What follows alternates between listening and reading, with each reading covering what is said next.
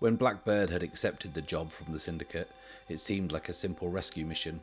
However, they neglected to mention the marauding pirates, the unbreathable toxic atmosphere, or the flesh-eating bacteria living within the marshes surrounding the distress beacon. Despite all the challenges, Blackbird was just a few feet from the hangar doors, a few steps from leaving this forsaken planet. At least it would have been if it wasn't for their legs going numb and vision blurring at that very moment. As they dropped to the ground, a familiar voice came over the intercom. "I hate to do this to family, but the Syndicate doesn't like loose ends." The voice belonged to Arnav, Blackbird's younger sibling. "Don't worry about Dad's old ship," they said. "I will take very good care of her." Even with their vision blurred, there was a strong glint across Arnav's helmet from the setting suns. Blackbird, struggling against the poison now reaching their arm, grabbed their pistol, and 2 shots rang out across the valley.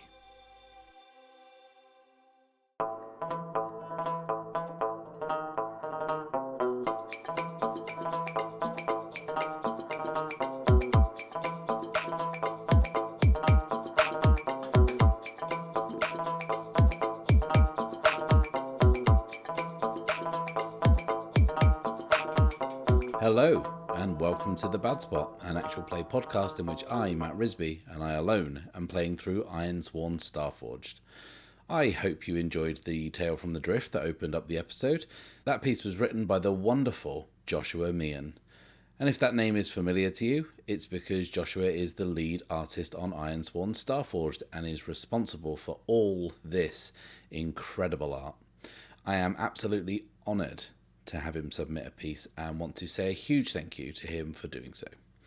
If you want to roll on the oracles and see what inspires you, then please get in touch via the details on screen now, and whilst I have you, why don't you leave a like, subscribe and click the bell icon so you can follow along with the campaign. You know it's the right thing to do. So, feels like we need a recap, huh? Well, shall we see if I can fold 11 and a half hours of actual play into 4.5 minutes? I think I'm going to try. Here goes.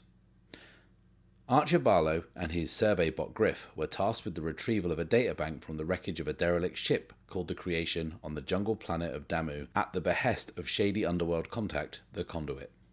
Exploring the ship reveals the Creation to be highly unstable, but Archer manages to retrieve the databank.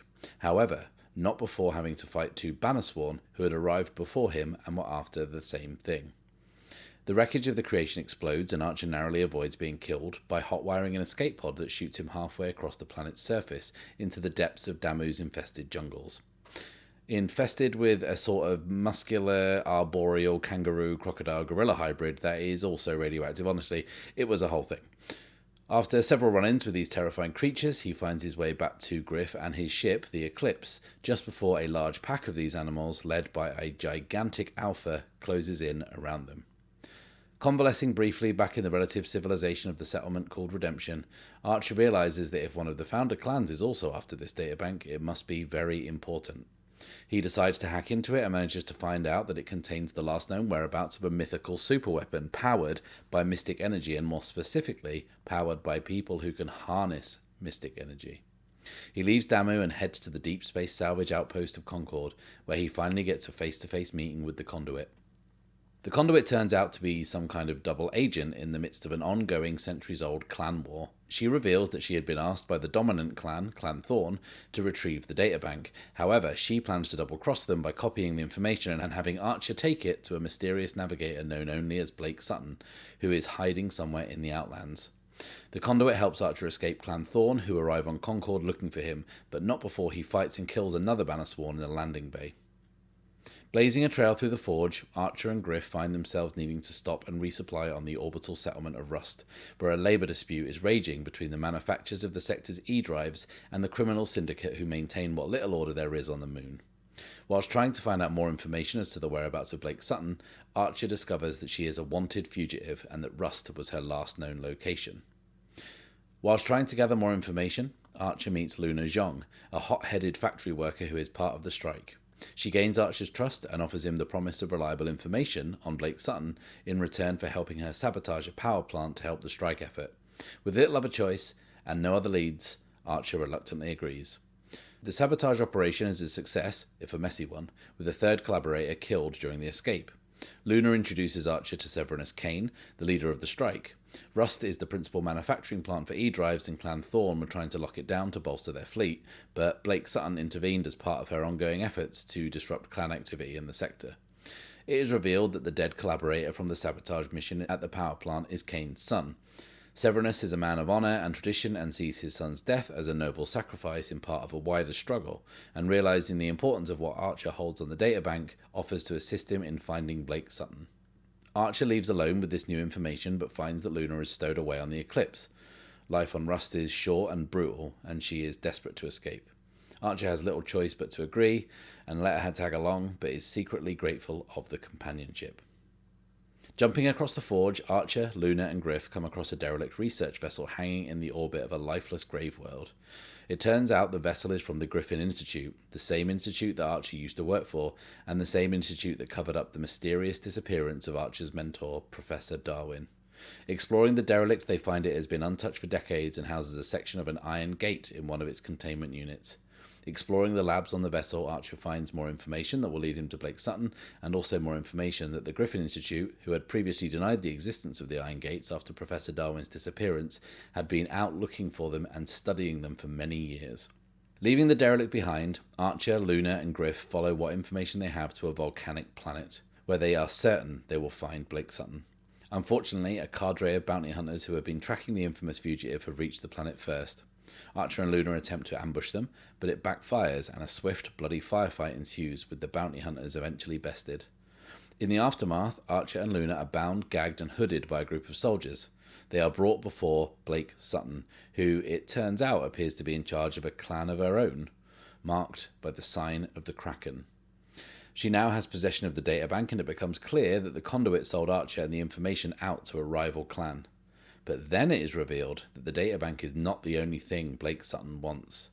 She has discovered what appears to be an iron gate, and knowing that Archer is one of the few people alive who has ever seen one work, albeit when he saw Professor Darwin disappear through one, she was really after Archer all along, wanting to use his knowledge to unlock the power of these ancient structures for whatever mysterious end.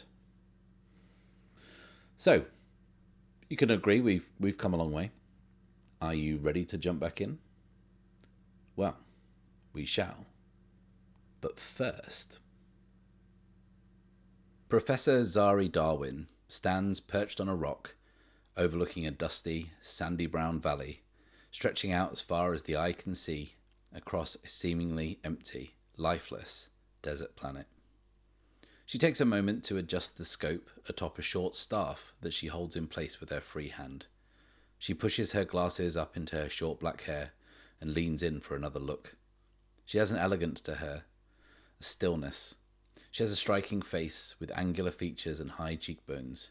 She has light brown skin and wears desert yellow khaki shorts with heavy boots and a white open collared shirt that reveals a small black iron compass hangs on a chain around her neck.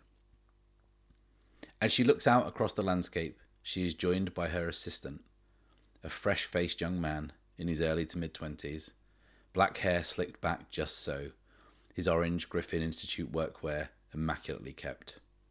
The professor wished Archer would spend more time looking to the horizon than into a mirror. Found anything? I think this could be it. 10 clicks west, the other side of the gorge. She stops looking and folds the scope back down into the top of the staff, drawing her glasses to her nose once again. She fixes Archer with a disapproving look as he fusses with a stray hair. She tosses him the staff, forcing him to catch it. Careful, don't break a nail. And she ascends the ramp of the ship, an Outbounder-class short-range survey vessel named the Eclipse. It was supposedly top of the range, but Archer didn't think it looked all that special. He pauses for a second, turning to look out across the valley. The clouds on the horizon had darkened, and the wind had begun to pick up. He shouts back into the ship. "Looks like a storm closing in." The professor straps herself into the pilot's seat. She can see the clouds now too. Weather changes pretty quick out here, she thought to herself. The survey bot in the docking station behind her is busily scanning ahead, its readout illuminated with warning lights and urgent text alerts. Well, we better hurry.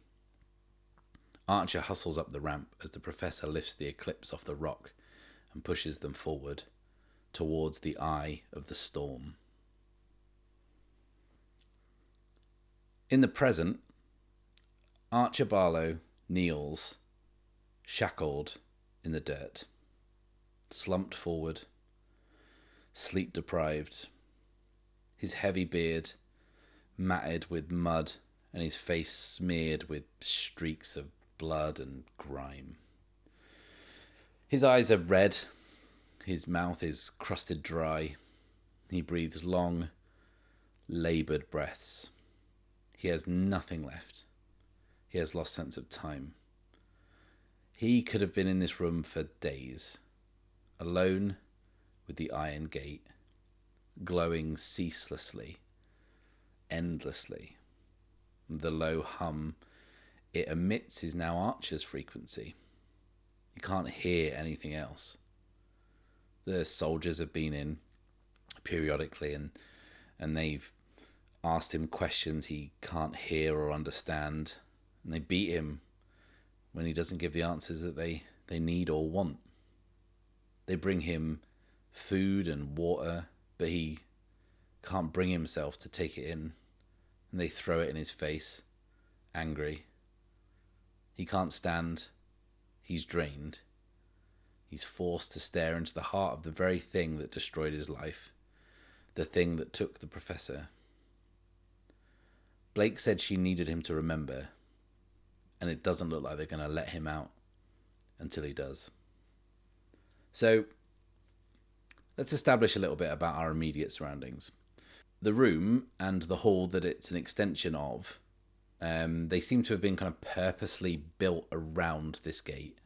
So the walls and the roof are basic kind of heavy sheet metal, and the floor is just dirt. It's kind of warm grey earth. It's kind of got this sulphury smell. And Archer's been deprived of his respirator, and the air on this planet is not ideal. We established that last time round. So breathing has been very difficult. Like, just existing in this room is painful, like in every way, kind of like emotionally, physically, existentially. And what I'm going to do here is I'm going to try and reflect this dire scene mechanically by adjusting all of my tracks down to 1. And then also I'm going to put my momentum down to its reset value of 2. Now, I know this strictly isn't in the rules. In fact, it's not at all in the rules, but I feel like this is a warranted thing to do in this situation. I think that, like, in the same way as if we skip the story forward like 6 months, it would be silly to leave your health and spirit and momentum and everything at the same level as the last time you played. So I think that enough time has passed in this current game situation for this to be a fair reflection of the very, very, very dire state that Archer is in. So, what are we going to do? What are we going to do? How are we going to get out of this helpless, desperate situation? Well, I think that enough time has passed with no progress made that maybe Blake Sutton is going to have to intervene and maybe try a different approach. So, let's envision that quickly. I think Archer hears the door open behind him, but he doesn't really register it among the endless hum of the gate, and he feels himself being lifted to his feet and dragged up and out of the room. As the hum starts to fade behind him, he starts to feel this kind of almost immediate emptiness, that suddenly something is missing. He feels nauseous and dizzy and looks back to see one last glimmer of blue light disappear as the soldiers close the door behind him. Archer has nothing in his legs. He is just so weak. He's lifted through the long hall he entered through and dumped unceremoniously into a chair that stands alone in the centre of the room. They unshackle him, and the manacles fall to the ground with a heavy clank. The guards that were lining the walls before when they entered the first time round are all gone, and the soldiers that have just put him in the chair have quickly exited, leaving Archer all alone. all alone in a room with banners depicting the Kraken emblem in blue and white. But he can barely lift his head to look at them. But for now, he's grateful to be out of the room, grateful to be anywhere else but in that room. But at the same time, he kind of weirdly feels like that hum was kind of comforting in some weird way. But then something is suddenly dropped into his lap. He looks down, and it's his respirator. And he immediately just grabs it and clamps it over his mouth and his nose, and he kind of pulls in deep, clean breaths of oxygen. And it burns his throat as he huffs it down, but he feels the benefit kind of almost instantly. And with that just kind of sudden intake of fresh, I guess, air, his senses sharpen. Like all of a sudden, he's more aware. As he continues to breathe it in, he sees Blake Sutton stood in front of him, hands behind her back, her steely blue eyes kind of searching Archer's sorry-looking face. He struggles to hold her gaze. I think there's just more light out in the hall than there was in the room, and he hasn't quite adjusted to it yet, but yeah, he can't quite kind of hold her eyes. And she says, "It appears that we have not made the progress that we had first hoped." Archer kind of stares up at her blankly, kind of narrowing his eyes as they kind of try and come back online. "I'm starting to wonder if you have outgrown your usefulness." Archer takes the mask off and kind of briefly coughs up his lungs and with a great effort says, "I gave you what you wanted."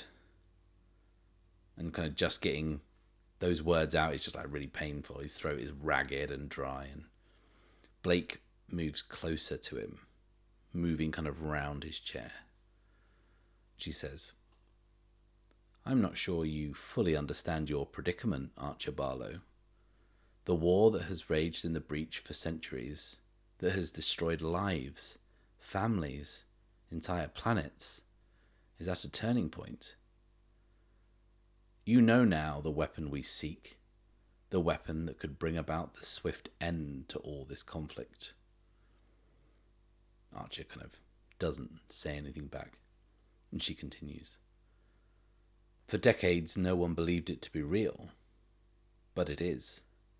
We have its location, as does Clan Thorn. The information you provided is accurate. But to reach the weapon, we need to use the gates." And she kind of moves in behind Archer now, leaning closer. "And to use the gates, we need you." Archer takes another big gasp of oxygen from his respirator. She moves back round in front of him and continues. "Think of the lives that would be saved, the suffering that could be avoided." And Archer takes the respirator away from his face and says, "If I didn't know better, I'd think you were trying to appeal to my good nature." And Blake kind of bristles. She kind of stands back from him. And she says, "Well, I can try another route if you so wish. Maybe the girl. Luna?" He kind of just like blurts that out. He doesn't kind of think. And Blake says, "So that's her name. She hasn't been so forthcoming." And Archer, I think, is kind of like at once both comforted that she's still alive, but then also kind of worried that she's being kind of mistreated, and says, "Don't." Blake cuts him off, says, "Don't what?" "You have no leverage here, Archer Barlow. We have that, and we can always extract a little more." And I think we're going to have to make a move here. I think that we need to buy some time. I think we need to try and kind of figure something out. I think that Archer won't want Luna to be harmed or put through anything like what he has been through, if she hasn't already. So I think he's going to have to try and bargain with Blake here, maybe. Like, is that what we can do? Is that our play? And I think I think what we can do is we can agree to help Blake Sutton. I think there's no way around that, really. Archer is stuck here under lock and key until he does, and Blake has just threatened Luna's safety, so he needs to do something, and he needs to do something quickly. So I think what we're going to try and do mechanically is compel Blake to accommodate some requests for us, maybe, to make it easier. I think maybe Archer can do something if he's more prepared, like if he has access to his kit that they took off him, possibly. I mean, that's how he's going to sell it anyway. So yeah, okay, so that's what we're going to do. So we're going to compel, and we are going to bargain. So that is rolling plus heart, which is not Archer's strong point, and we have no momentum and nothing going for us at all. So let's roll that up. Strong hit, a great way to start the session and this half of the season. So a strong hit says they'll do what you want or agree to your conditions, take +1 momentum. A tasty, tasty morsel of momentum to snack on. Just a little nibble.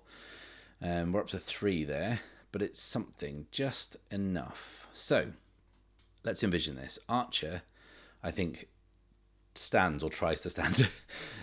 He's unsteady. His knees weak, arms are heavy. But on the surface, he's calm and no, stop that. This is very serious. He gets to his feet very shakily, using the chair to steady himself. And he stands up straight as he can and looks Blake in the eye and says, I don't give a fuck about your war. I'll do what you want, but I need my kit, my bag, my staff. I need to breathe. I need to be able to walk away from that room. And I need you to promise me you won't hurt the girl. Promise me that, and I'll do what you want. I can't do this your way. And Blake doesn't show any emotion, not even like much of a reaction. She's kind of like impossible to read. She just says, you have 1 day. Then it's back to my way. And she just leaves. So we've bought ourselves a bit of time, a day to be precise, which is not ideal, but it's it's what we've got.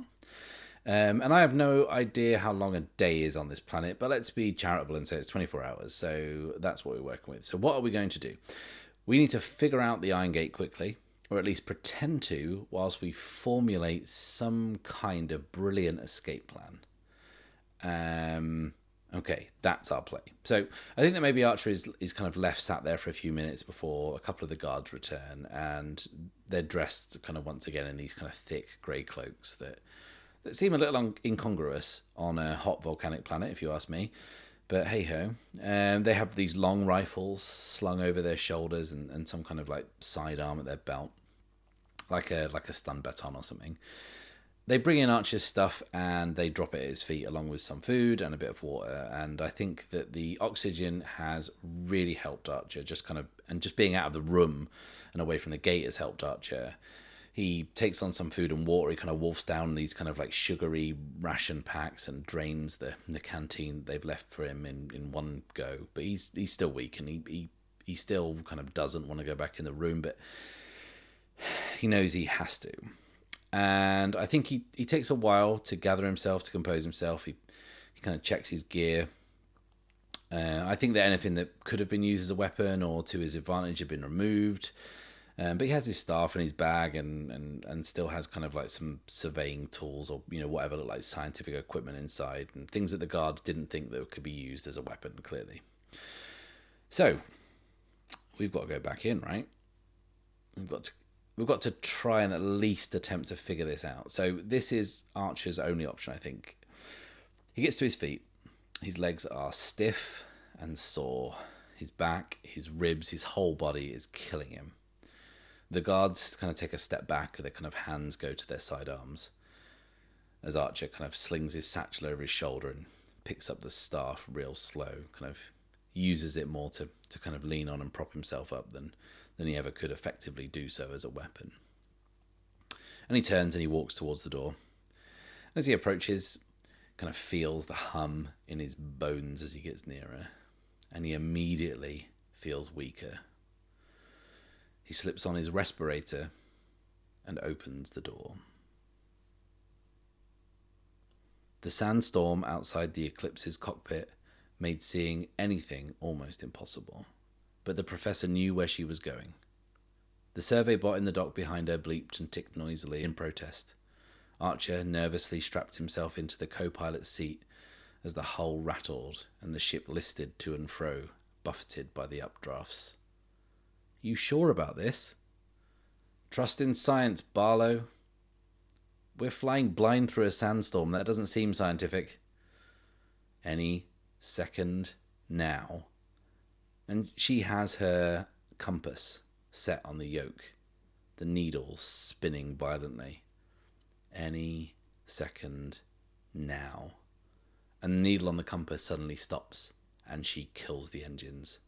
The Eclipse suddenly drops down, leaving Archer's stomach in the sky behind them. They drop out of the storm into a shallow valley. Above them, the violent cloud of whirling sand tumbles over and over.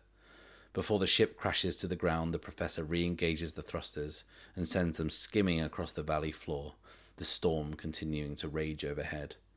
The colour has drained from Archer's face, and up ahead he sees what the ship is heading for, a narrow gap in the canyon wall. No way was it big enough to fit the ship through. Was that move science or just showing off? Can't it be both? Well, I guess. And his hands grip the handrest as the Eclipse speeds towards the gap, bracing for impact. He closes his eyes, but the impact never comes. He just feels the gentle rocking of the Eclipse touching down normally. The professor unbuckles and moves to the back of the ship, looking out through the rear window. The light that was coming through the narrow gap from the direction in which they had just come was blotted out in an instant. The storm had closed in completely. "We made it. This storm won't break for days. It was now or never." She seems pleased with herself. "So now we're just stuck here waiting it out." "We're right where we need to be. Suit up." And she starts to gear up, taking care to leave her compass exactly where she had it on the yoke. When they are both ready, she checks it one last time and they leave. They feel their way along this narrow passage, with visibility practically zero. Archer is bringing up the rear and can only see the yellow blinking light on the back of the professor's helmet up ahead. After what seems like hours of this stumbling blindly around, Archer clatters into the back of the professor, who has stopped suddenly. She gestures for him to follow her, and they turn into a sheltered tunnel. The howling of the storm has lessened, and they can now see each other. The professor says, "This is it. Stay close. Don't touch anything." And they begin their journey into the dark. Back in the present, Archer stands before the iron gate. The guards have left him to it, and he assumes, I guess, that they are just on the other side of the door, but they don't come in. He looks around and kind of fully takes the room in a way that he hadn't, even though he'd been in there for days. There is no other way out. No windows, no vents, nothing. It is just a basic sheet metal shell. The gate hums a low frequency. That low frequency that Archer had only just gotten out of his head. A frequency that he can feel in his bones. And then he remembers. He remembers where he felt that before. After several hours navigating a series of tunnels of varying heights and widths, the professor and Archer find themselves in a large, square room. The tunnels had been nondescript, just roughly hewn passages that honestly could have just been naturally occurring. This chamber was different. Its edges were perfectly square, and there were a set of steps leading downwards, carved immaculately into the rock. There were no decorative features or flourishes, just an angular, square box of a room, with steps leading down. Steps that the professor was almost halfway down. Archer hurried to catch her up, and before he knew it, he was in a much larger chamber, with a high domed ceiling, once again sculpted with absolute precision into the rock. This chamber was circular, about 20 meters in diameter. In the exact center of the chamber was a tall, arched gate made of a black, glassy substance. As the professor approached, it began to hum. The sound hit Archer in the chest, making him instantly nauseous. But the professor kept walking, slowly walking, towards as it began to glow a purple blue. Back in the present, Archer is bathed in the soft blue light of the gate. This is the closest he's been to it since being bundled into here the other day. His heart raced and he feels something. And it takes him a kind of a second to figure out what that something is, but then he realizes that it's in his shirt and it's the compass that he has around his neck, the professor's compass. He clicks it open and the needle is shaking violently, but pointing right ahead. And as he turns away, kind of either way, kind of in the opposite direction of the gate, the needle stays pointing right at it. And I think that what I'm going to do here is, at this point, I think I'm going to make the move gather information. And what I'm doing here is I'm putting Archer in a position where he has to remember. He has no memory of this, but it's clear that he suppressed whatever happened on that day. And all these things are kind of slowly bringing pieces of it back, but he has not been so far ready to put them together to kind of piece those last moments into a clear picture of what happened. But now he is starting to feel it. And I think we're going to have to roll to see what we can uncover in the dark recesses of Archer's memory. So we are going to roll plus wits. Another strong hit. Archer Barlow, you beauty. So you discover something specific and helpful and take +2 momentum. So our momentum is up to 5. And even though we're in bad shape in every other regard, we're at least getting a bit of momentum behind us. So I think Archer clasps the compass in his hand and he closes his eyes. He feels the vibration of the gate passing through his body. And when he opens his eyes, he is in the domed chamber. He is watching the professor move toward the gate slowly. She takes a moment to look at the structure ahead of her, this unusual alien thing. She reaches into the pocket of her suit and takes out a small book, a small notebook. She studies it briefly.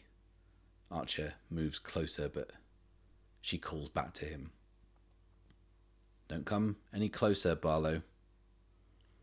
And he freezes on the spot. He watches her study the notebook. He can't see what's in it. She quickly folds it away and holds out her hand in front of the gate. She stands upright. And Archer remembers. He watches her move her hand in a circular motion. Once around, then a motion across, then 3 smaller circular motions, and then the gate changes.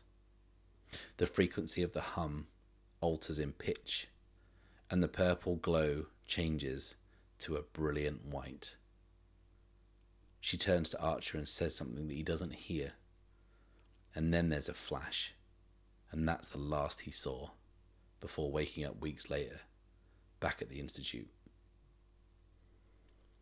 In the present, Archer is stood in front of the gate, his hand outstretched. He is remembering the symbol he has seen on the bulkhead of the Eclipse, on the wreck of the ship on Damu, and on the blackboard on the Griffin derelict. Circles within circles. He closes his eyes and he makes the motion with his hand. Slowly at first, but as he completes the first circle, he can see his finger tracing a line of white light, painting the symbol into the air in front of him. He completes the cross and the 3 remaining circles, and the whole room is flooded with white light.